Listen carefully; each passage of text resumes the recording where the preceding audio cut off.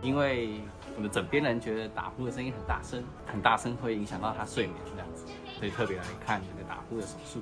我是没有终止啊，只是可能会大声到他原本睡到一半，然后会被吵醒这样子。他醒来之后又很难睡回去，可能太大声。现在他说没什么声音，他说几乎就只剩下呼吸的声音，就只剩吸气的声音。